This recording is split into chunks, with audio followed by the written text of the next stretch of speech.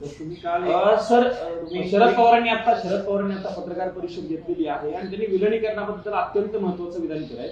फडणवीस या चर्चेतच नव्हते तर त्यांनी या बोलण्यावरती त्यांचा अधिकार आहे का अशा पद्धतीचा प्रश्न त्यांनी उपस्थित केलेला आहे. बघा, आदरणीय शरद पवार साहेबांनी जे सांगितलं आहे त्यांच्या दोन पक्षांच्या विलिनीकरणाच्या मुद्द्यावर, तो अत्यंत महत्त्वाचा मुद्दा आहे. 2-3 दिवसापूर्वी मी सुद्धा हाच मुद्दा मांडला होता. अजित पवार तो पक्ष चालवत होते, अजित पवार. त्याच्यामुळे भारतीय जनता पक्षाची परवानगी घेण्याची गरज मला वाटली नाही आणि ज्या अर्थी ते देवेंद्र फडणवीस यांच्याशी बोलले नाही त्या अर्थी त्यांचा या बाबतीत फडणवीस यांच्यावरती विश्वास नसावा हे मी सांगितलं होतं. हा त्यांचा अंतर्गत विषय असणार, हा त्यांचा कौटुंबिक विषय होता. प्रत्येक गोष्ट ही मोदींना किंवा महाराष्ट्रात फडणवीसांना सांगायलाच पाहिजे किंवा त्यांना विचारूनच निर्णय घेतले पाहिजे सर्व पक्षांनी आणि सर्व कार्यकर्त्यांनी सर्व पक्षाच्या. हा हट्ट कशासाठी आहे? हा अनाठाही हट्ट आहे. अजित पवार हे राज्याचे एक महत्त्वाचे नेते होते, त्याहीपेक्षा ते शरद पवार यांच्यानंतर पवार कुटुंबाचे एक महत्त्वाचे कर्ते पुरुष होते. त्यांच्या कुटुंबात चर्चा झाली असेल किंवा त्यांच्या दोन पक्षातल्या प्रमुख नेत्यात जर चर्चा झाली असेल तर असं होऊच शकत नाही, माझ्याशी चर्चा झालीच नाही. हा हट्ट आणि हा अट्टहास योग्य नाही. प्रेसिडेंट ट्रम्पशी अशा प्रकारचा घाणेरडा करार करताना ट्रेड डील, बरं का, डर्टी डील, तुमचे मोदी कोणाशी बोलले होते? देश विकायला काढला तेव्हा, देश विकला जातोय तेव्हा नाही ना. हा त्यांचा वेगळा अंतर्गत विषय. तर कुटुंबाच्या विषयाला बोलून तुम्ही म्हणजे अनेक ठिकाणी सुमित्रा पवारांच्या शपथविधीत घाई झाली असा एक सूर उमटत होता. तर त्यावर काल प्रफुल्ल पटेलांनी असं म्हटलंय की पवार कुटुंबात 3 दिवस शोक पाळण्याची परंपरा आहे. पटेलांना काय पवार कुटुंबाचं मुखिया केलंय का? प्रफुल्ल पटेल यांना बघा, कुटुंबातला शोक म्हणजे विधींपुरता असतो. म्हणजे कोणते विधी करतात मला त्या काय पडायचं नाही, पण साधारण हिंदू संस्कृतीमध्ये 13 दिवसाचा शोक असतो.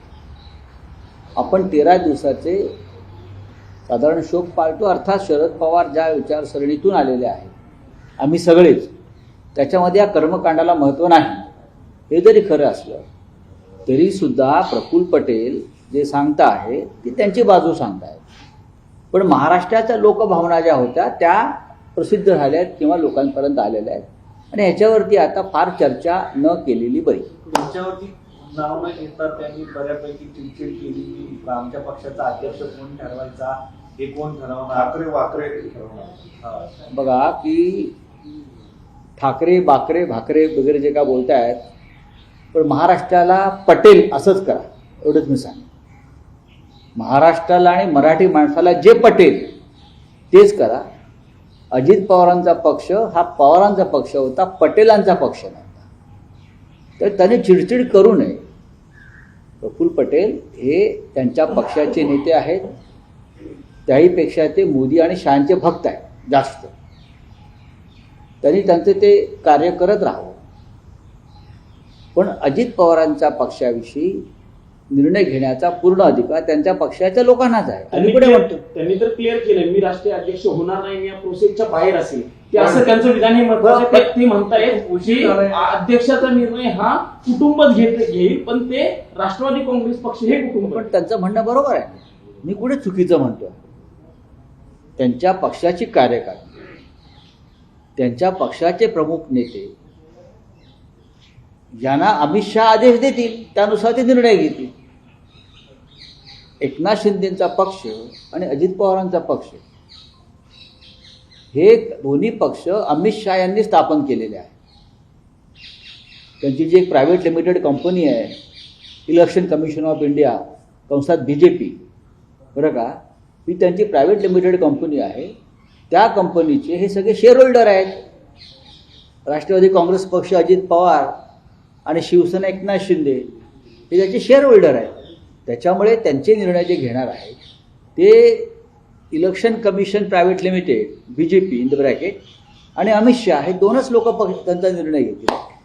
तुम्ही काल ट्विट केलं होतं, त्याचे वेगवेगळे अर्थ निघाले.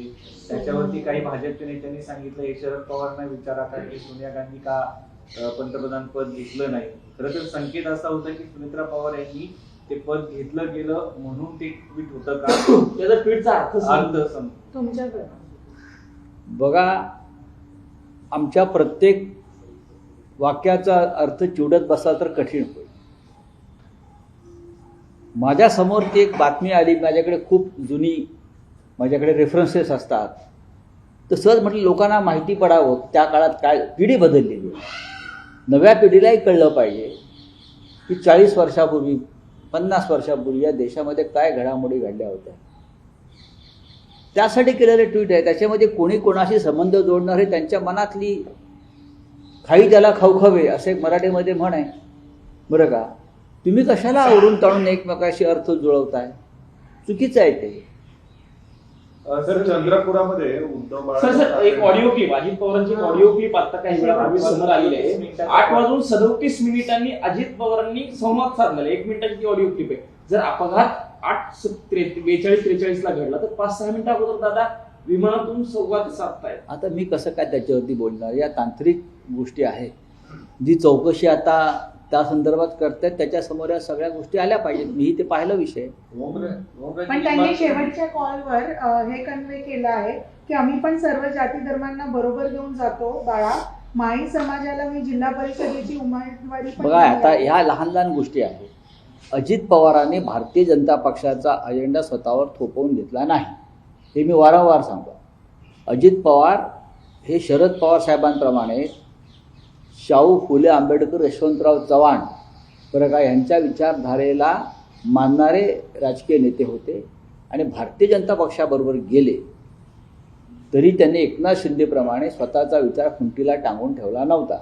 ते स्वतःच्या विचारानेच काम करत होते. हे बहुतेक देवेंद्रजींना माहीत नसेल. सर, भाजप देश विकायला काढला तेव्हा, व देश विकला जातोय तेव्हा नाही ना. हा त्यांचा वेगळा अंतर्गत विषय. सर, कुटुंबाच्या विषयाला म्हणून तुम्ही म्हणजे अनेक ठिकाणी सुनेत्रा पवारांच्या शपथविधीत घाई झाली असा एक सूर उमटत होता. तर त्यावर काल प्रफुल्ल पटेलांनी असं म्हटलंय की पवार कुटुंबात 3 दिवस शोक पाळण्याची परंपरा आहे. पटेलांना काय पवार कुटुंबाचं मुखिया केलंय का? प्रफुल्ल पटेल यांना बघा, कुटुंबातला शोक म्हणजे विधींपुरता असतो. म्हणजे कोणते विधी करतात मला त्या काय पडायचं नाही, पण साधारण हिंदू संस्कृतीमध्ये 13 दिवसाचा शोक असतो. आपण 13 दिवसाचे साधारण शोक पाळतो. अर्थात शरद पवार ज्या विचारसरणीतून आलेले आहेत आम्ही सगळेच, त्याच्यामध्ये या कर्मकांडाला महत्त्व नाही. हे जरी खरं असलं तरी सुद्धा प्रफुल्ल पटेल जे सांगता आहे ती त्यांची बाजू सांगतायत. पण महाराष्ट्राच्या लोकभावना ज्या होत्या त्या प्रसिद्ध झाल्या आहेत किंवा लोकांपर्यंत आलेल्या आहेत आणि ह्याच्यावरती आता फार चर्चा न केलेली बरी. तुमच्यावरती नाव न घेता त्यांनी बऱ्यापैकी चिडचिड केली. आमच्या पक्षाचा अध्यक्ष कोण ठरवायचा, हे कोण ठरवणार, वाकरे बघा की ठाकरे बाकरे भाकरे वगैरे जे काय बोलतायत, पण महाराष्ट्राला पटेल असंच करा एवढंच मी सांग. महाराष्ट्राला आणि मराठी माणसाला जे पटेल तेच करा. अजित पवारांचा पक्ष हा पवारांचा पक्ष होता, पटेलांचा पक्ष नव्हता. तर त्यांनी चिडचिड करू नये. प्रफुल्ल पटेल हे त्यांच्या पक्षाचे नेते आहेत, त्याहीपेक्षा ते मोदी आणि शहांचे भक्त आहेत जास्त. त्यांनी त्यांचे ते कार्य करत राहावं. पण अजित पवारांच्या पक्षाविषयी निर्णय घेण्याचा पूर्ण अधिकार त्यांच्या पक्षाच्या लोकांनाच आहे. त्यांनी तर क्लिअर केलं मी राष्ट्रीय अध्यक्ष होणार नाही, मी या प्रोसेसच्या बाहेर असेल की असं त्यांचं विधान हे महत्वाचं आहे. ते म्हणतायत की अध्यक्षाचा निर्णय हा कुटुंबच घेईल, पण ते राष्ट्रवादी काँग्रेस पक्ष हे कुटुंब. पण त्यांचं म्हणणं बरोबर आहे. मी कुठे चुकीचं म्हणतो. त्यांच्या पक्षाची कार्यकारिणी, त्यांच्या पक्षाचे प्रमुख नेते यांना अमित शहा आदेश देतील त्यानुसार ते निर्णय घेतील. एकनाथ शिंदेचा पक्ष आणि अजित पवारांचा पक्ष हे दोन्ही पक्ष अमित शहा यांनी स्थापन केलेले आहे. त्यांची जी एक प्रायव्हेट लिमिटेड कंपनी आहे इलेक्शन कमिशन ऑफ इंडिया, कंसात BJP, बरं का, ही त्यांची प्रायव्हेट लिमिटेड कंपनी आहे. त्या कंपनीचे हे सगळे शेअर होल्डर आहेत. राष्ट्रवादी काँग्रेस पक्ष अजित पवार आणि शिवसेना एकनाथ शिंदे हे त्याचे शेअर होल्डर आहेत. त्याच्यामुळे त्यांचे निर्णय जे घेणार आहेत ते election commission private limited BJP in the bracket आणि अमित शहा हे दोनच लोक त्यांचा निर्णय घेतील. तुम्ही काल ट्विट केलं होतं, त्याचे वेगवेगळे अर्थ निघाले. त्याच्यावरती काही भाजपच्या नेत्यांनी सांगितलं हे शरद पवारांना विचारा का की सोनिया गांधी का पंतप्रधान पद घेतलं नाही. खरं तर संकेत असा होता की सुनेत्रा पवार यांनी ते पद घेतलं गेलं म्हणून ते ट्विट होतं का, त्याचा ट्विटचा अर्थ तुमच्याकडे बघा, आमच्या प्रत्येक वाक्याचा अर्थ चिवडत बसला तर कठीण होईल. माझ्या समोर ती एक बातमी आली, माझ्याकडे खूप जुनी माझ्याकडे रेफरन्सेस असतात, तर सहज म्हटलं लोकांना माहिती पडावं त्या काळात काय पिढी बदललेली आहे. नव्या पिढीलाही कळलं पाहिजे की 40 वर्षापूर्वी 50 वर्षापूर्वी या देशामध्ये काय घडामोडी घडल्या होत्या. त्यासाठी केलेलं ट्विट आहे. त्याच्यामध्ये कोणी कोणाशी संबंध जोडणारे त्यांच्या मनातली खाई त्याला खवखवे असे मराठीमध्ये म्हण आहे, बरं का. तुम्ही कशाला आवरून ताणून एकमेकाशी अर्थ जुळवताय, चुकीचं आहे ते. सर, चंद्रपुरामध्ये उद्धव सर एक ऑडिओ क्लिप, अजित पवारांची ऑडिओ क्लिप आता काही वेळापूर्वी समोर आलेली आहे. 8:37 अजित पवारांनी संवाद साधलेला 1 मिनिटाची ऑडिओ क्लिप आहे. जर अपघात 8:42-43 ला घडला तर 5-6 मिनिटा अगोदर दादा विमानातून संवाद साधतायत. आता मी कसं काय त्याच्यावरती बोलणार, या तांत्रिक गोष्टी आहेत. जी चौकशी आता त्या संदर्भात करतायत त्याच्यासमोर या सगळ्या गोष्टी आल्या पाहिजेत. मी ते पाहिलं विषय. पण त्यांनी शेवटच्या कॉलवर हे कन्वे केलं आहे की आम्ही पण सर्व जाती धर्मांना बरोबर घेऊन जातो बाळा. माळी समाजाला मी जिल्हा परिषदेची उमेदवारी पण बघा, दिली आता आहे. ह्या लहान लहान गोष्टी आहेत.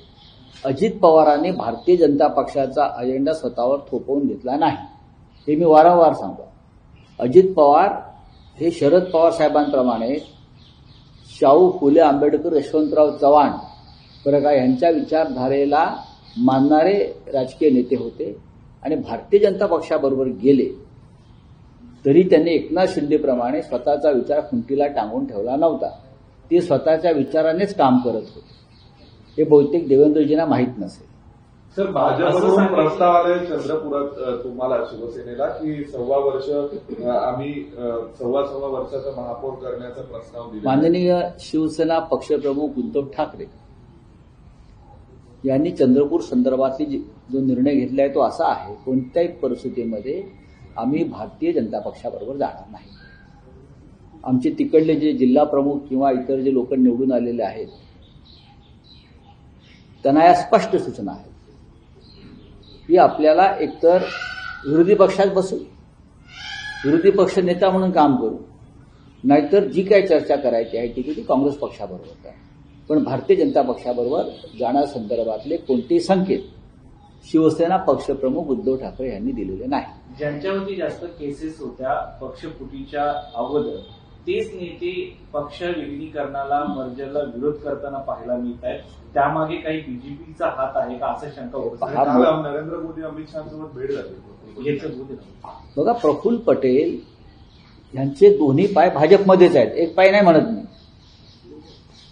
पटेलांचे, तटकऱ्यांचे, आणि ह्याचं कारण तुम्ही सांगताय तेच आहे की ज्या पद्धतीनं ईडी सीबीआयनं अनेक राजकीय नेत्यांवरती दबाव टाकण्यासाठी गुन्हे दाखल केले, छळ केला, त्याच्यामुळे कमजोर हृदयाची माणसं आहेत सगळी.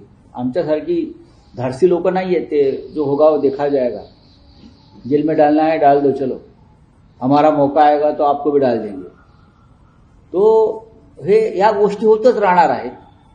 आणि आज त्यांच्या अजित पवारांच्या पक्षातले बहुसंख्य आमदार यांच्यावरती अशाच प्रकारचे खटले आहेत.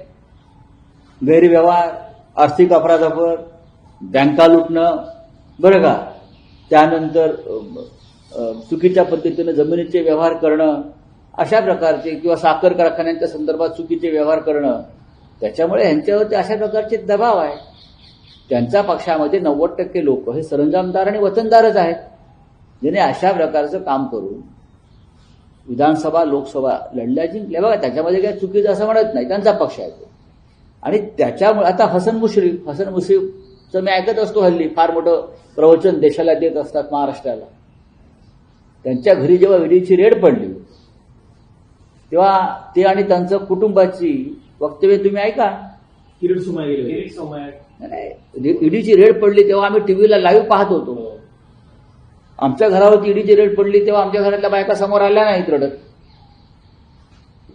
आम्ही धाडसानं सामोरा गेलो, अनेक लोक गेले, नवाब मलिक गेले, अनिल देशमुख गेले, असे अनेक लोक गेलेले आहेत. पण ह्यांच्या घरावर जेव्हा ईडीच्या कारवाया झाल्या, भले त्या खोट्या असतील, तेव्हा तुमच्यासारखे धिप्पाड पुरुष हे कसे गर्भगळीत झाले महाराष्ट्रानं पाहिलं. त्याच्यामुळे ते जे आता काय सांगतायत, प्रवचनं देत आहेत हिमतीची, धाडसाची, नैतिकतेची, त्याच्यावरती महाराष्ट्र विश्वास ठेवणार नाही. सर, लोकसभेमध्ये अजित पवार यांच्या संदर्भात कार्यस्थगन प्रस्ताव आणलेला आहे शिवसेनेने. किरीट सोमय्या यांनी अजित पवारांवरती केलेले आरोप पाहिले. त्यानंतर अजितदादा गेल्यानंतर अचानक त्यांच्यावरती आलेलं प्रेम, दिलेल्या जाहिराती, हे महाराष्ट्राने कसं केलं? ढोंग आहे. भारतीय जनता पक्षासारखा ढोंगी पक्ष इतिहासात नाही. आणि अजित पवारांच्या अपघातासंदर्भात ज्या शंका व्यक्त केलेल्या आहेत अनेक ठिकाणावर, आपल्याला माहिती आहे, त्याच्यामुळे थोडंसं रंगसफेदी करण्यासाठी जाहिराती दिल्या. यापूर्वी अनेक प्रमुख नेते या महाराष्ट्रात निधन झालेलं आहे, अनेक जे भारतीय जनता पक्षावर काम केलं. त्याच्या वेळेला अशा जाहिराती भाजपने दिलेल्या नाहीत, अजिबात नाहीत. अनेक मोठे नेते गेलेले आहेत, अनेक मोठे.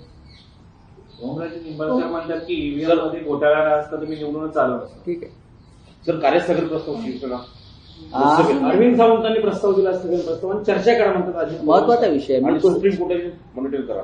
असा आहे की संसदेमध्ये मी हा विषय मांडलेला आहे ना, ही पक्षाची भूमिका आहे. राज्यसभेत मी तोच विषय मांडलेला आहे की अजित पवारांचा जो अपघात आहे तो संशयास्पद आहे आणि त्याची न्यायालयीन चौकशी होणं गरजेचं आहे सिटिंग जज कडून.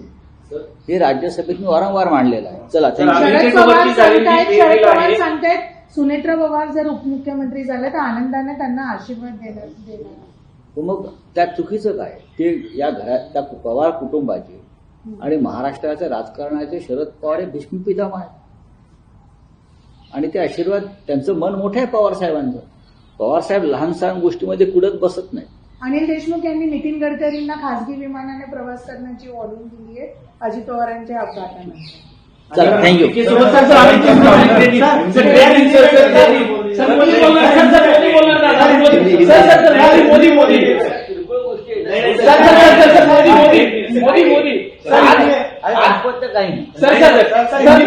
अमेरिकेसोबत झालेली ट्रेड डील भारताच्या कृषी क्षेत्राला धक्का मानली जात आहे. अमेरिकेच्या कृषी सचिव यांनी अमेरिकेसाठी भारताची कृषी क्षेत्राची दारं उघडी झाली आहेत असं वक्तव्य केलंय. भारताच्या कृषी क्षेत्राला या ट्रेड डीलने मोठा धक्का बसणार आहे असं सांगितलं जातं. देश विकण्याची प्रक्रिया पूर्ण झालेली आहे अमेरिकेला. इंग्लंडनं, ब्रिटिशांनी भारतावरती व्यापारी म्हणून येऊन राज्य केलं आणि देश गुलाम केला. तेव्हा भारत लोकतांत्रिक देश नव्हता. पण आता लोकतांत्रिक देशाचे पंतप्रधान नरेंद्र मोदी यांनी एका अनामिक रहस्यमय भीतीपोटी आपलं काहीतरी उघडं पडेल अमेरिकेतून, या भीतीपोटी देशाचा शेतकरी, कष्टकरी, मजूर वर्ग, शेतमजूर यांचं रक्त आणि घाम याचा सौदा अमेरिकेच्या पायाशी आणून ठेवला. अमेरिकेकडून तेल घेणार आहेत, घ्या. रशियाकडून तेल घ्यायचं नाही ही प्रेसिडेंट ट्रम्पची अट आहे. आपण झुकलेला आहात मिस्टर मोदी, 56 इंच छातीवाले. आणि कृषी उत्पादनं अमेरिकेची झिरो टेरिफ, कोणत्याही कराशिवाय भारतात येतील. त्याच्यामध्ये सगळं काय आहे? पियुष गोयल खोटं बोलतायत. सर्व शेती उत्पादनं, कापूस, मका, गहू, धान्य, फळं, फुलं, दूध, चीज, ही सर्व कृषी उत्पादनं, सडका माल त्यांचा भारताच्या कृषी बाजारपेठेत येईल आणि तो भारतीय शेतकऱ्यांपेक्षा कमी दरात विकला जाईल. त्याच्यामुळे भारतीय शेतकरी हा त्याला आत्महत्या करण्याशिवाय दुसरा कोणताही मार्ग राहणार नाही. आज तो आत्महत्या करतोच आहे. कोणत्या भीतीपोटी मोदींनी हा करार केला? 18% टेरिफ कमी झालं म्हणून भाजपचे लोक आनंद उत्सव साजरा करतायत. पण भारतावरती मूळ टेरिफ हे साधारण 3.25% होतं ना. मनमोहन सिंगच्या काळामध्ये तर 2.5% सुद्धा नव्हतं. 18% टेरिफ आपल्यावरती लादून पुन्हा अमेरिकेच्या अनेक अटी मान्य करून अमेरिकेच्या शेतकऱ्यांचं द ग्रेट अमेरिका बनवण्यासाठी द ग्रेट इंडियाला त्यांनी खड्ड्यात घातलेलं आहे. पण सर, अलीकडे परराष्ट्र धोरणामध्ये असं दिसतं की ते म्हणतात की आपण रशियाकडनं तेल खरेदी बंद केली म्हणून आम्ही असं करतो. म्हणजे आपलं परराष्ट्र धोरण हे अमेरिकेच्या आपलं परराष्ट्र धोरण प्रेसिडेंट ट्रम्प ठरवतो आहे. आपलं संरक्षणविषयक धोरण प्रेसिडेंट ट्रम्प ठरवतो आहे. आपलं आर्थिक धोरण प्रेसिडेंट ट्रम्प ठरवतो आहे. हे 3 प्रमुख धोरणं जेव्हा एखादा परका देश ठरवतो तेव्हा या देशाचं सार्वभौमत्व त्या देशाच्या पायाशी या देशाच्या राज्यकर्त्यांनी गहाण टाकलेलं आहे. आणि हे केव्हा होतं? जेव्हा तो देश या देशाच्या राज्यकर्त्यांना कुठल्या तरी प्रकरणामध्ये ब्लॅकमेल करतो. काल राहुल गांधींनी सांगितलंय की एपिस्टिन फाईलचा बराचसा माल अद्याप यायचा आहे. एक फाईल उघडून प्रत्यक्ष प्रधानमंत्र्यांचं नाव आल्यावर पुढल्या 12 तासामध्ये या करारावर सह्या झालेल्या आहेत. पण राहुल गांधींना सभागृहात बोलिए बोलिए आप बोलिए. ट्रंप को लेकर पीयूष गोयल ने गैप से नहीं बता रहा. क्या पीयूष गोयल ने कहा है कि ये बहुत देखिए, पीयूष गोयल झूठ बोल रहे हैं. इस देश के सभी केंद्रीय मंत्री झूठ बोल रहे हैं. प्रेसिडेंट ट्रंप के साथ जो एग्रीमेंट हो गया है, ट्रेड डील हो गया है, वो हमारा देश लगभग अमेरिका के चरणों में डाल दिया है. अमेरिका ने हमको खरीद लिया है. क्या बोलते हैं कि ये बहुत बड़ा हमारा विजय है. कौन सा विजय है भाई? आप बताइए. आप पूरे देश में जश्न मनाने की बात करते हो. 18% टेरिफ आज भी कायम है, जो पहले 3% था लगभग. उसके बावजूद अमेरिका के जो एग्रीकल्चरल प्रोडक्ट्स हैं वो 0 टेरिफ पर भारत के मार्केट में, कृषि मार्केट में आ जाएंगे, जिसमें सभी धान हो गए, फल हो गए, फूल हो गए, दूध होगा, डेयरी प्रोडक्ट्स हो गए. हमारे किसान का खून पसीना बहाकर जो माल बनाते हैं उससे सस्ते दामों में अमेरिका हमारे मार्केट में उनके माल बेचेंगे. तो हमारा किसान का आत्महत्या करेगा? कोई एक रहस्यमय तरीके से हमारी सरकार के लोगों को ब्लैकमेल किया जा रहा है अमेरिका से. वो क्या है? जैसे कल राहुल जी ने कहा कि एपिस्टिन फाइल के बाद तुरंत ये ट्रेड डील जो रुका था वो उसके ऊपर सिग्नेचर हो गए और एपिस्टिन फाइल का बहुत सा माल अभी आना बाकी है. तुरंत ये सिग्नेचर कर दिया.